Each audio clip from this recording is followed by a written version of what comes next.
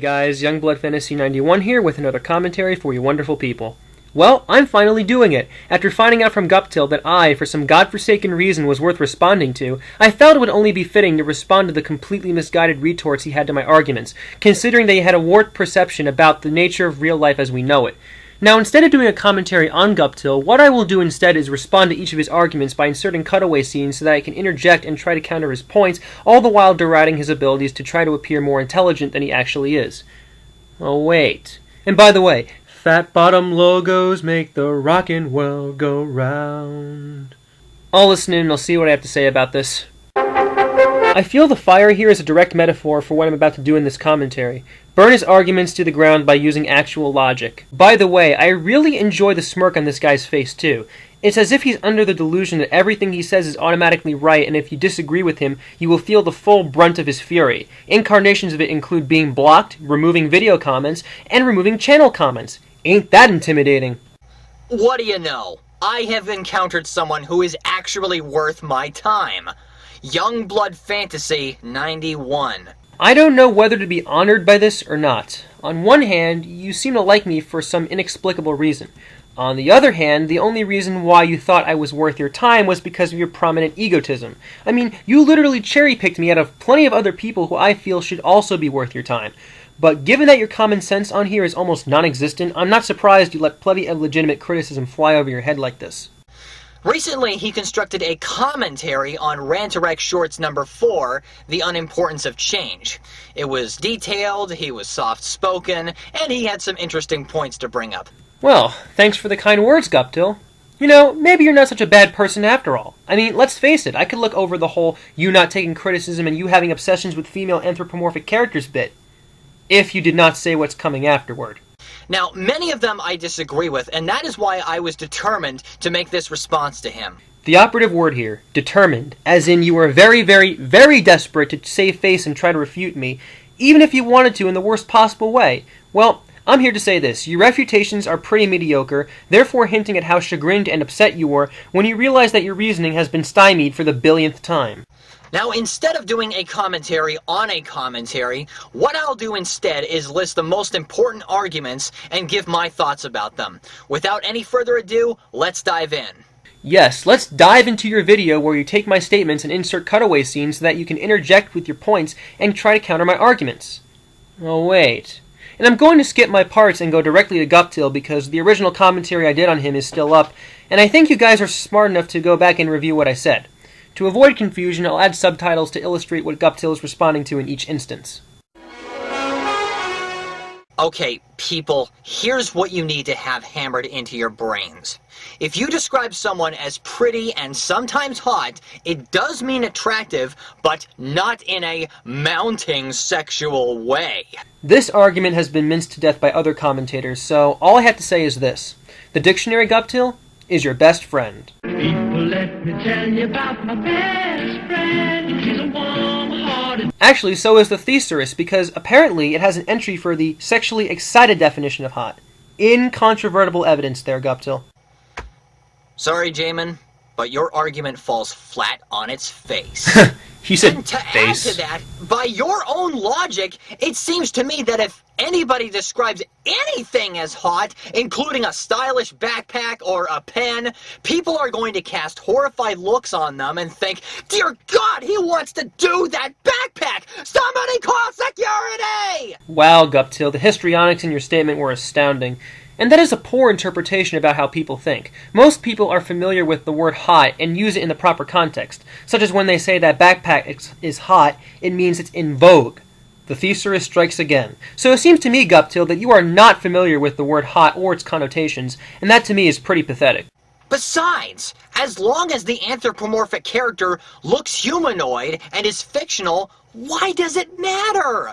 Quit acting like they're real. I appreciate your indignant tone, insane man, but that's the reason why people are saying you are a sonic female obsessed freakazoid, because you labeled certain characteristics of these characters as hot when we all know that they are fake characters created by a team of artists and animators, and that hints at the idea that you are sexually turned on by these characters. Either you're flinging words around not knowing what they mean, or you're making the characters even more real than you erroneously believe we're doing. So evidently, you're projecting your anger on us, and that is a Freudian defense mechanism that hints at denial. Youngblood, there is a difference between nitpicking and majorly criticizing something. Throughout the whole presentation, I have been criticizing major stuff. What major stuff do you mean? The Tropicana logo changing? The Nike logo losing the word Nike when everyone damn well knows that the swoosh logo is just as easily recognized? I find that nitpicking because it appears to be an inconvenience only to you, as a person. Plenty of other people can get by with these changes, unless if they were just as Village Green Preservation Society as you, or they simply don't pay attention. And either way, that's an error on their part and the fault lies with them, not the company who changed the logo. Nitpicking, on the other hand, is arguing about a change that is so tiny, it wouldn't make any sense to criticize it. But that's exactly what you did when you brought up the Mountain Dew logo's changes. But I will get to how he reacts to that in a minute. And let me just say, it's priceless. Take, for example, the new Nintendo seal. It still has the same font and oval, but it's white. It used to be red and nothing else. If someone complained about that, that would be the proper definition of nitpicking. A major revision would be taking the words orange juice, changing them to OJ, and removing the picture of the orange or oranges. First of all, the Nintendo example you presented was pretty much what you did when you criticized the Dunkin' Donuts sign in the building. The Dunkin' Donuts font remained the same, the general design remained the same, but they included more of an orange background in their logo, which is what you are saying that the Nintendo seal did. Change color and nothing else. Therefore, what you said was flawed. And the OJ example was flawed too, because the information that you kept in the illustration is enough to give people the idea that, hey, not from concentrate, OJ, it has to be orange juice. Honestly, it's as if you think the average Joe is the densest person on the planet with no reasoning skills whatsoever. Give people some slack. Here's what you don't understand. If you take the design of a product and then warp it around, you're not going to identify it as quickly as you could before. Heck, some people might not notice it at all. And the discrepancy that you propose in terms of identification time must be minimal at best because there hasn't been any news about logo confusion or people getting angry because a logo on a product change. It may take some more time to get used to the new design, but I don't think people are going to say, whoop, the text has been moved slightly to the left, the product is now a mystery to me. Again, assuming people are completely addle-brained speaks volumes about your reasoning abilities.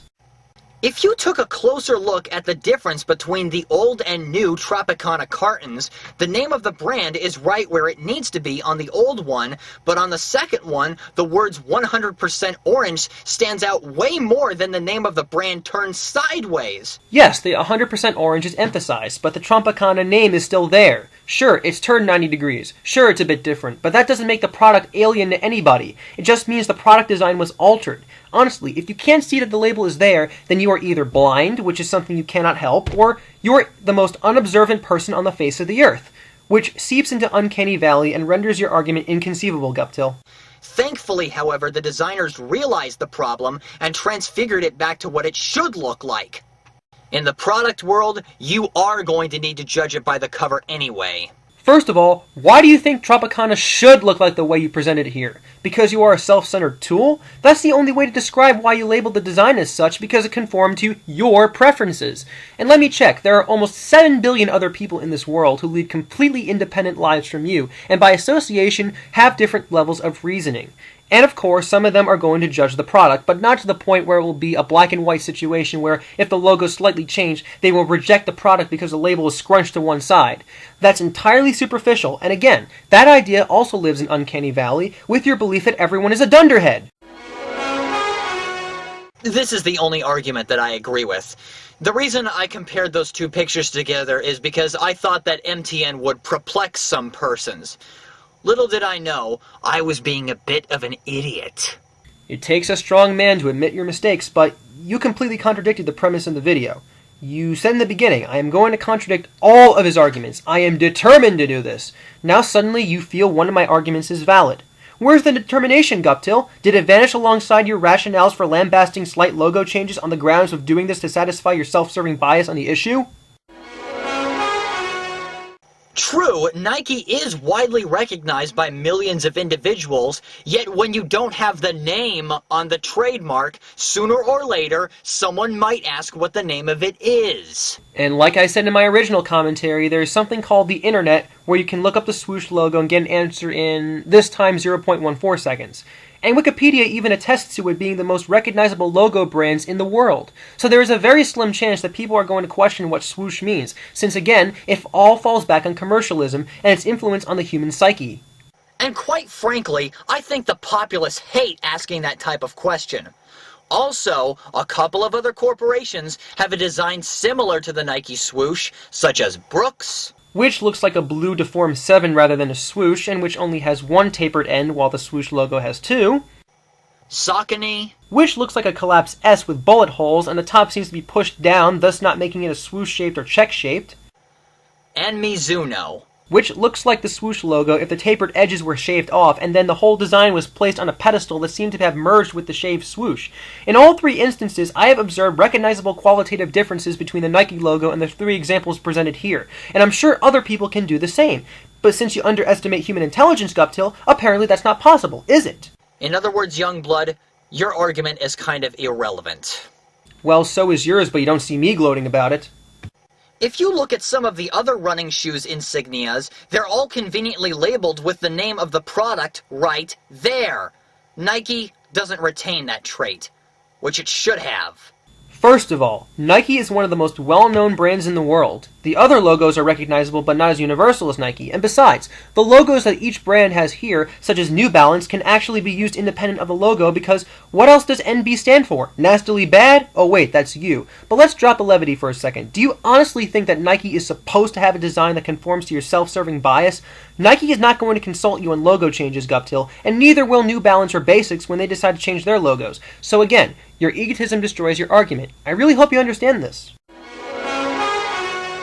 Well, see how the name is scrunched in between the word performance and the nutrition facts? Not to mention it's gray, like the other words. It actually seems to blend in.